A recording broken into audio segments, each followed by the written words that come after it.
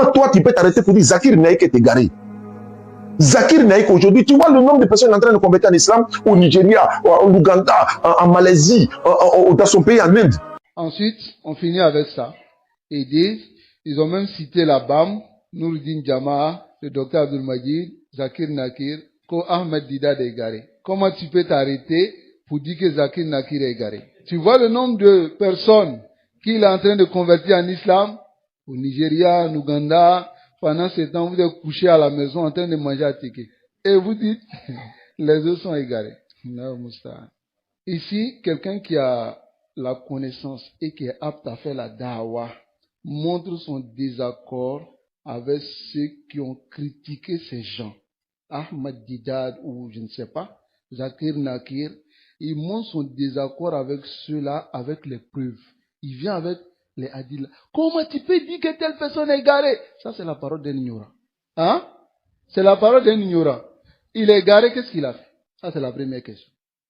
Bon, il a fait tel. Quelles sont les preuves? Voici les preuves. Inta, tu te soumets. C'est vrai, il a contredit la parole du professeur Hassan. Il a contredit l'acte du professeur Hassan. Il a contredit l'action des tabi'in, des salaf. Il a contredit les voies. S'il a contredit les voies, il est quoi? Il est égaré. Qu'est-ce que veut dire égaré même? C'est-à-dire, voilà le chemin. Toi, tu t'en vas emprunter un autre chemin. Un autre chemin. C'est pas ça qui est l'égarement? Hein? Voyez. Allah nous préserve. Mais dire, non, comment on peut dire que telle personne est égarée alors qu'il convertit les gens?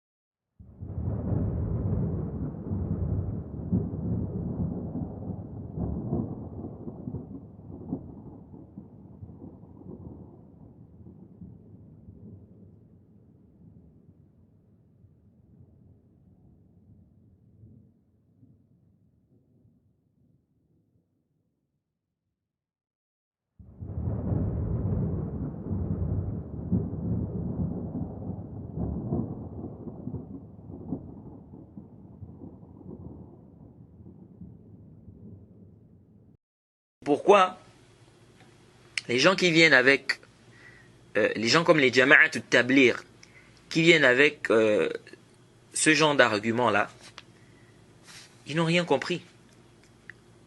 Les Jama'at Tablir, quand tu viens, tu leur dis qu'ils sont égarés, qu'ils doivent se repentir, ils te disent quoi? Ils te disent, nous on a été la cause de la guidée de tel. Kef, il dit tel faisait tel péché.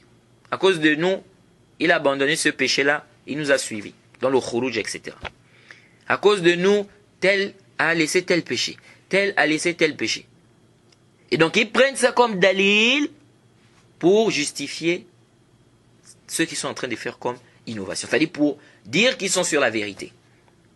Et il y a d'autres comme ça. Tu viens, tu lui dis que les Jama'at Tablir, c'est un groupe égaré, attention, ils ont ça, ils ont ça, ils ont ça. Il te dit, mais attends. Il dit, moi, je faisais tel péché, tel péché, tel péché. À cause d'eux, j'ai délaissé ça. Je les ai suivis. Et toi, tu viens dire qu'ils sont égarés?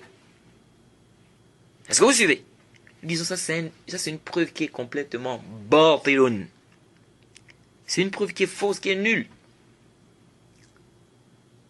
Car nous disons, c'était mieux pour toi de rester dans ton péché que de rentrer dans l'innovation avec eux. Parce qu'ils t'ont enlevé d'une situation où la probabilité que tu te repentes est forte et très forte pour t'emmener dans une situation où la probabilité que tu te repentes est vraiment faible. Parce que là-bas au moins, tu pouvais te repentir. Mais là maintenant, tu penses que ce qu'ils sont en train de faire là, c'est bien. C'est la religion. Ils ne sont pas égarés, ils sont bien guidés. Comment tu vas demander pardon? Comment tu vas demander pardon à Allah du moment où tu penses que ça c'est bien? Quelqu'un qui pense que ce qu'il est en train de faire c'est bien, c'est l'islam qui demande de faire ça. Il va demander à Allah subhanahu wa ta'ala pardon. Pour demander pardon, il faut déjà que tu reconnaisses que là, tu es en tort, tu es en erreur, tu es en tort ou bien tu es en erreur. Est-ce que vous suivez?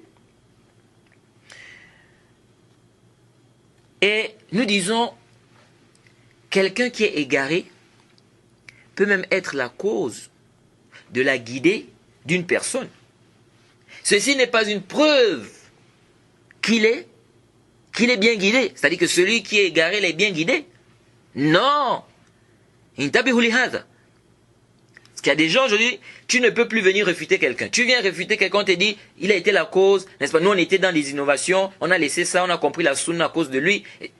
Hein? Nous, on était dans tel péché, on a compris que c'était pas bien à cause de lui. Donc, tu peux pas venir dire comme ça que c'est quelqu'un qui n'est pas bien. Tu peux pas venir dire comme ça que c'est quelqu'un qui est égaré. Échaz. C'est quoi ça? Donc, parce que quelqu'un a été la guidée d'une personne, donc la personne peut faire le couvre, la personne peut faire le shirk, la personne peut faire des innovations, des muhdathas, des bid'a. On ne doit pas dire que ce que la personne fait n'est pas bien. Pourquoi? Parce que il a été la cause de la guidée de tel ou tel. Mais d'abord, il a même guidé tel dans quoi même? Il a guidé tel dans quoi?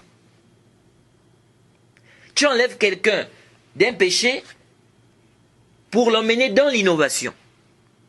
Tu l'as guidé en quoi? C'était mieux pour lui qu'il reste dans son péché. Parce que l'innovation est pire. Donc, intabihu lihadha. Vous allez voir des gens comme ça. Non, bon, c'est lui qui m'a enseigné, celui qui m'a, j'étais dans tel péché, donc à cause de lui, j'ai délaissé cela. Donc je peux pas dire comme ça que c'est quelqu'un qui n'est pas fiable. Je peux pas dire comme ça que c'est quelqu'un qui est égaré, etc. Donc tu regardes comment il est en train de... Donc quelqu'un est en train d'égarer tes frères. Tu vois comment tes frères sont en train d'être égarés. Donc parce que c'est lui qui t'a enseigné, ou parce que c'est à cause de lui que tu as laissé tel ou tel péché, donc tu ne peux pas dire à tes frères qu'attention. Donc tu regardes comment on est en train d'égarer tes frères. C'est quoi ton dalil? Non, c'est lui qui m'a enseigné. Non, c'est lui qui m'a... c'est à cause de lui que j'ai laissé tel ou tel péché. Échaz. On a eu ça où? L'erreur doit être réfutée, l'égarement doit être réfuté, peu importe celui qui vient avec. Celui qui contredit la voix des salafs, celui qui contredit la voix des salafs, qui ne suit pas la voix des salafs, on met en garde contre lui. Voilà karama.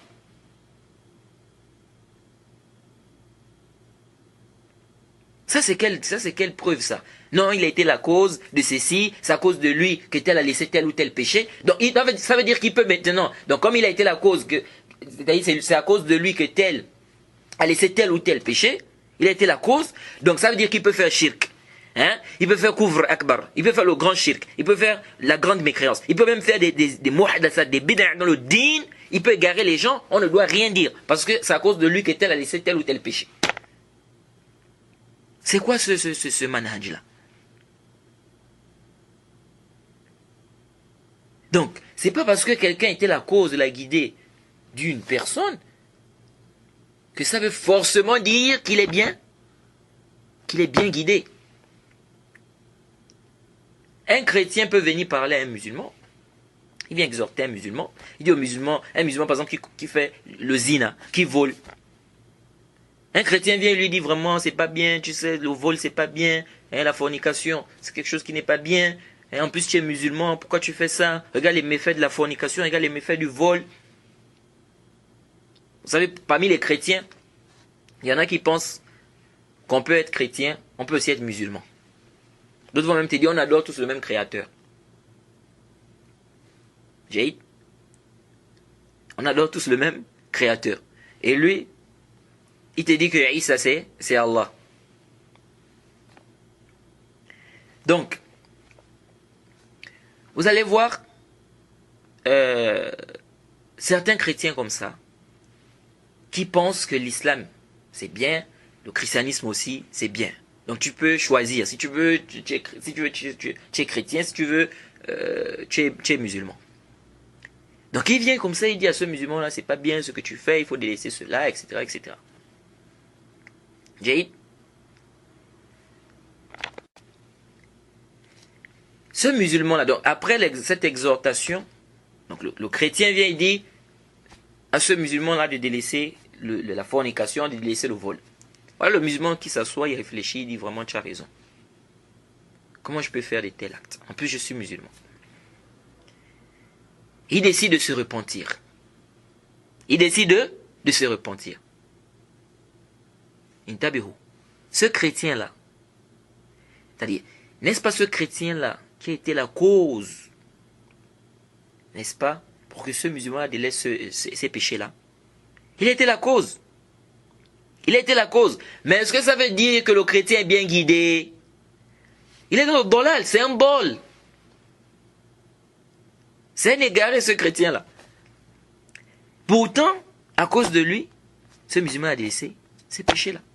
Donc ça, c'est pas un dalil. C'est-à-dire que le fait que quelqu'un, c'est-à-dire le fait que quelqu'un ait été la cause de la guidée d'une personne, ou on va dire non, c'est lui qui a été la cause que je délaisse tel ou tel péché, ça c'est pas une preuve qu'il est sur le droit chemin.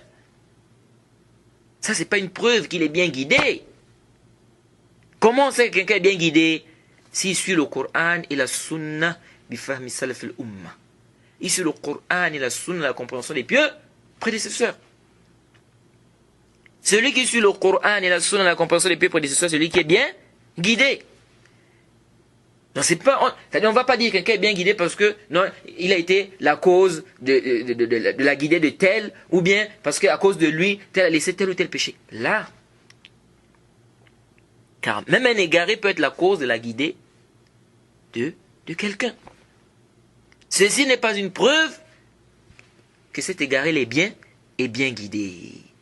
Donc, donc quand on vient réfuter certaines personnes, oh non, pourquoi vous faites ça? C'est à cause de lui que tel a laissé tel péché. C'est à cause de lui que beaucoup de gens dans ce quartier-là, n'est-ce pas, ont délaissé tel péché. Pourquoi vous voulez refuter tel? Ce qu'il est en train de faire, c'est-à-dire il est en train d'égarer les gens. Il est dans le bolal. Il était la cause, n'est-ce pas, que tel laisse tel ou tel péché. C'est Allah qui sait comment il va s'occuper, comment il va rétribuer cette personne. Allah sait, celui qui est sincère, celui qui n'est pas sincère, etc. Nous, ce n'est pas ce qui nous intéresse ici. Nous, ce qui nous intéresse, c'est qu'il est en train d'égarer les gens, et qu'il est égaré, et donc il faut mettre en garde contre lui. Parce que, si on ne fait pas ça, il va continuer à égarer les gens, et il va égarer plein de personnes, et ça c'est très dangereux. Donc, il ne nous apporte pas ça comme dalil, c'est-à-dire de venir dire non, c'est à cause de lui, dans le quartier, certaines personnes ont laissé ceci ou cela. Quelqu'un était sur la sunna. Et il a été la cause de la guidée de certaines personnes. Donc certaines personnes ont connu la sunna à travers lui. Mais après il a dévié. Il est tombé maintenant dans les innovations, il commence à égarer les gens. Il dit n'importe quoi. On vient refuter celui-là. Des gens viennent dire non, c'est à cause de lui que beaucoup de gens ont connu la sunna ici, donc on ne peut pas refuter tel. C'est quoi ça? Donc, comme à cause de lui, certaines personnes ont connu certaines personnes ont connu c'est quoi la sunna. Cela voudrait dire qu'il peut égarer les gens, il peut faire le kufr, il peut faire le shirk, il peut faire, je sais pas, c'est-à-dire il peut désobéir à Allah. On ne doit rien dire. Parce que c'est à cause de lui que certaines personnes ont connu la sunna. Et shahada. Ça, c'est des arguments vraiment, c'est-à-dire qui ne tiennent absolument pas. Et c'est des trucs, c'est-à-dire, Shaitan joue avec des gens comme ça. Pour que la personne continue à égarer les gens, hein, continue dans son bolal. Oh, musta'an. Et quiconque fait scission avec le messager, après que le droit chemin lui est apparu, et suit un sentier autre que celui des croyants, alors nous le laisserons comme il s'est détourné, et le brûlerons dans l'enfer. Et quelle mauvaise destination!